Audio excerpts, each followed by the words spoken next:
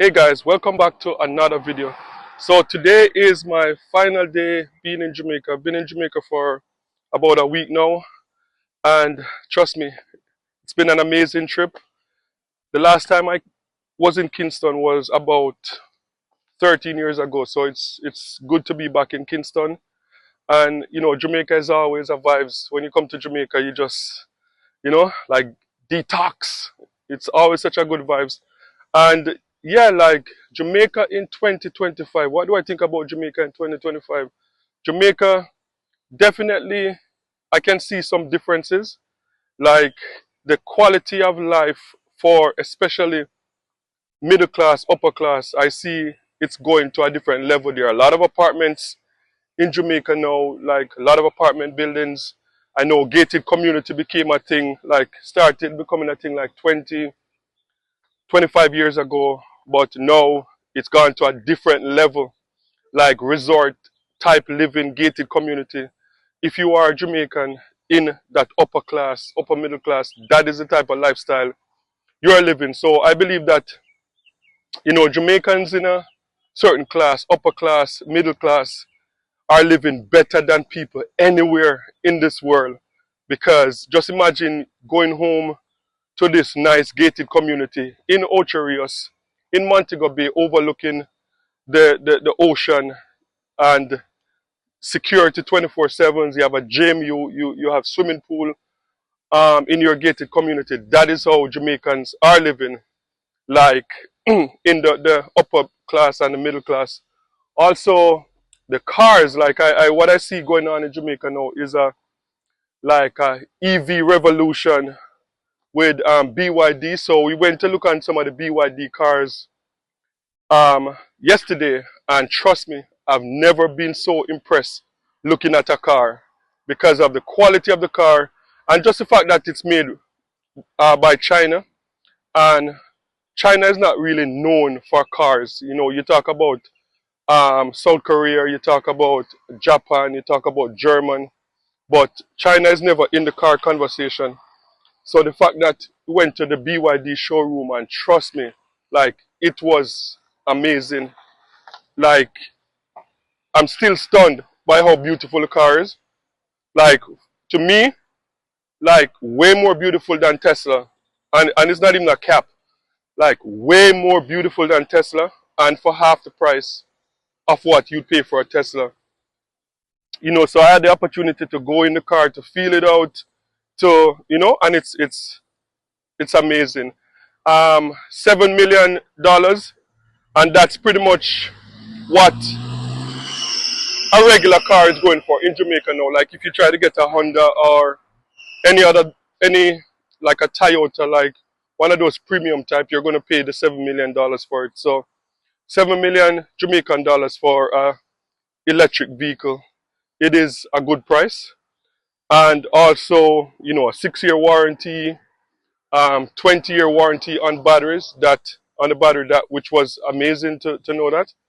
And yeah, so if you are in the upper class, upper middle class in Jamaica, you're living a good life. You're living a better life than anyone in Toronto, anyone in New York could ever live.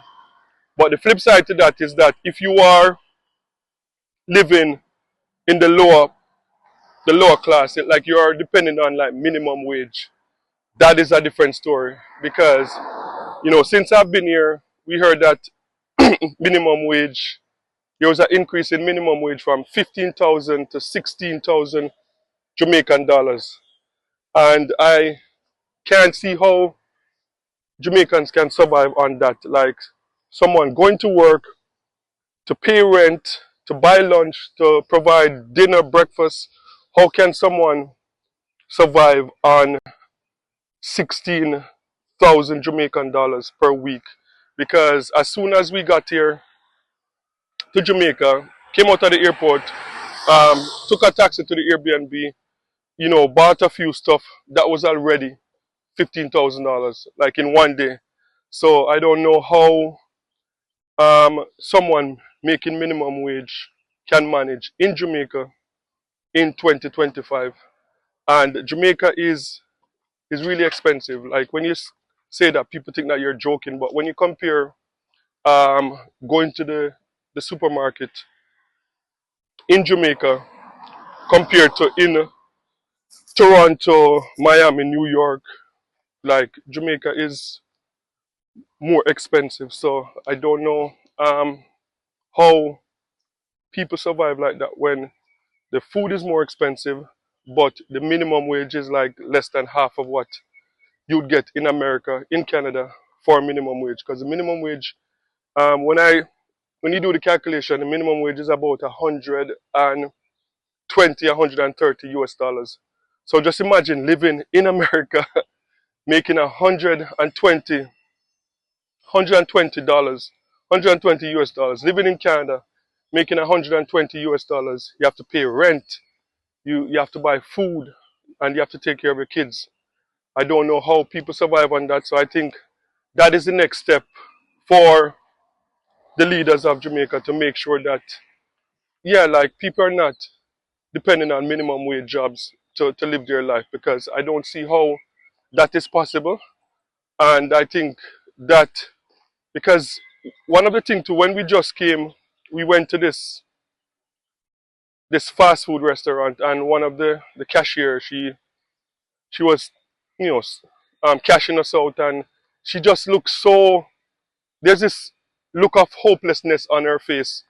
And sometimes you go to those fast food places and people get upset about the service and they cuss out the staff and stuff like that. But I looked at this young lady and I felt bad for her, because I'm like, it's almost like a sense of hopelessness. Like, and I've been there before. Minimum wage jobs will give you that. It's like Groundhog's Day. Like, you get up, you go to work, you come home, you can't afford food, you get up, you go to work, you come home, and it's just a cycle, a day-to-day cycle, and you just don't know when it's going to end, and you're like, oh my gosh, like, how did I get here?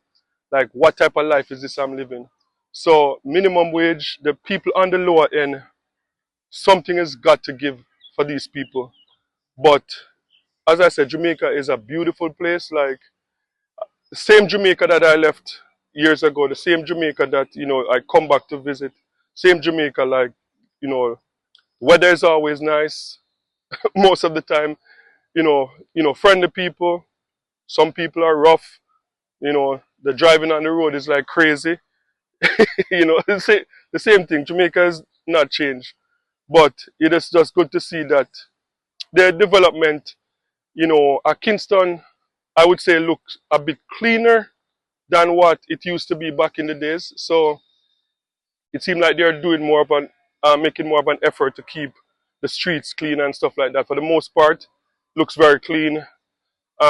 Yeah, so that is Jamaica in 2025. So guys, sound off in the comment section. When was the last time you visited Jamaica? Were you surprised with any changes that you saw in Jamaica? You surprised in the high-rise buildings that are going up, the apartment buildings? We're staying here right at Half a Tree, which is a central location. Every day I'm able to walk to Emancipation Park. I'm able to walk um, Half a Tree into Half a Tree. So I did a lot of walking because we decided not to rent a car, because the driving, I don't think I can deal with the driving right now. I would have to get back used to driving in Jamaica, because, yo, the driving is crazy. So let me know in the comment section, when was the last time you visited Jamaica? What do you think about the changes? Do you think Jamaica is on its way to becoming a developed country? Was it clean at the last time you came here? How were the people? Were they as friendly as back in the days? Or you think that, Jamaican people have changed and they're not as friendly, anymore? So sound off in the comment section. Let me know your thoughts. And don't forget to like, share, and subscribe for more amazing content. And remember, peace. I'm out.